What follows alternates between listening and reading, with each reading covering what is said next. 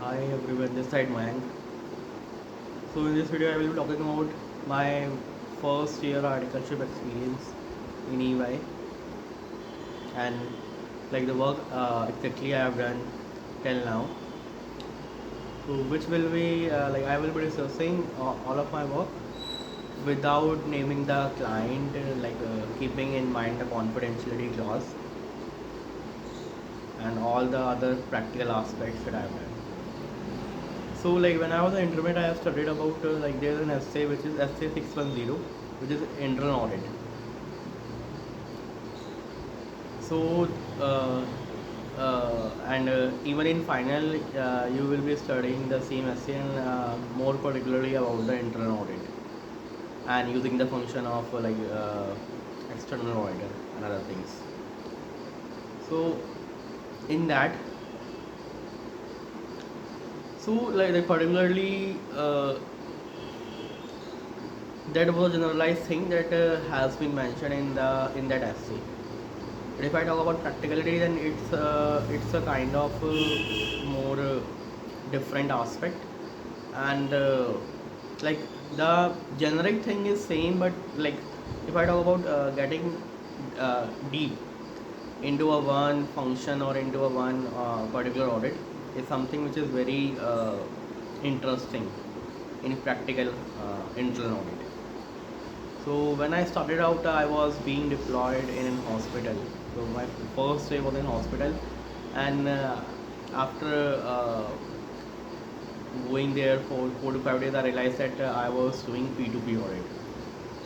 So if I talk about P2P audit, so P2P audit is basically procure to pay. Now in procure to pay, like there are a lot of other expenditure which can happen, and which depends. So if like procure to pay basically means that like I am taking services from a third party rather than being like in-housing the same. So that is being referred to as vendor management. So if I talk about in a hospital, like if I take the example of Max Hospital, so there are a lot of services which can be outsourced. For example, the canteen services. I guess in Max also it should be managed by an outside agency and not deployed by an in-house Max hospital team.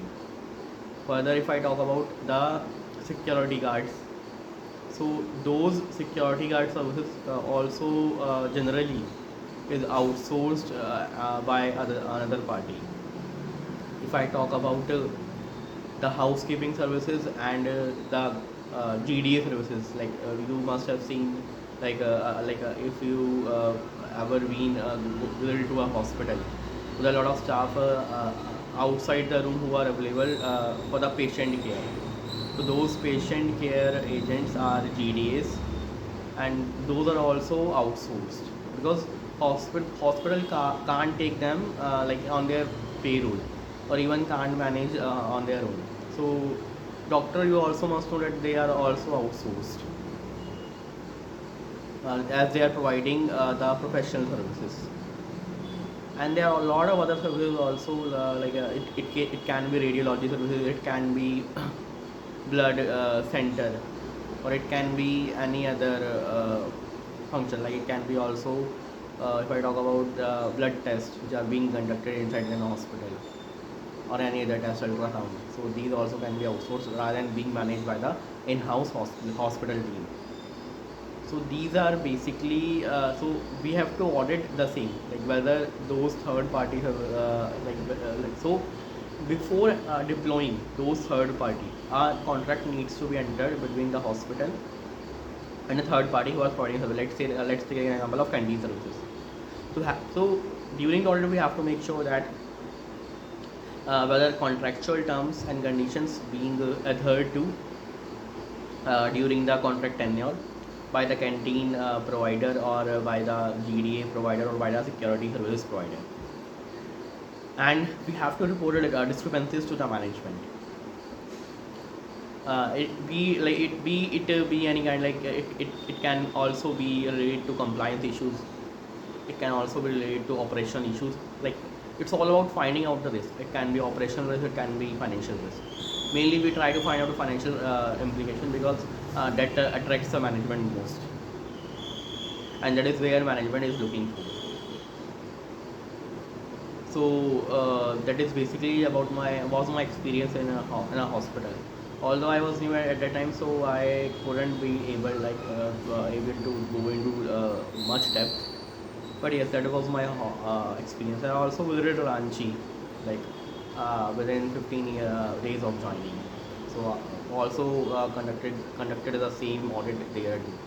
Like it's the P2P in Ranchi, also it P2P in in the Delhi NCR location. Now after that, I was moved to a different client. I've been shifted to a different team. So like this is a good thing. Like this can happen with anyone. Like the articles between articles, there are a lot of team shifting can take place. It means you are not restricted to a single point of contact person or single point of manager, and you can be able to work with different kinds of people, with different kinds of teams and managers. So that similarly happens with me. So I have worked with different kinds of managers,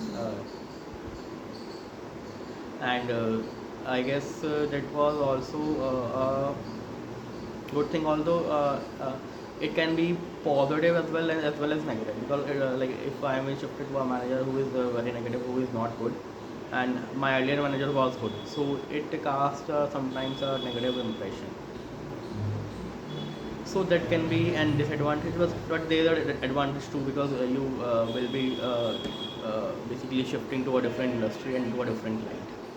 So like I was moved to a different team where I worked on two clients basically. Like one is a corporate social responsibility audit, where I understood the whole control and process of those audit. Like there is a company which gives provide funds to an NGO, and that NGO conduct several programs for the mitigation of various disease all over the country, even outside India. So that was all about. So I need to check whether the funds which are being provided by the company is being utilized properly or not, and whether those amounts are approved or not, and whether there is a there is a misappropriation of funds or not. So like I have found like we have found like my teammate like some alcohol bills within that, which is not allowed as per the policy, and several other things. So like these type of issues can be easily found during the audit, and like we have to just check whether the controls which are being prevailed in organization is as per the policy or not, and if the policy is correct or not.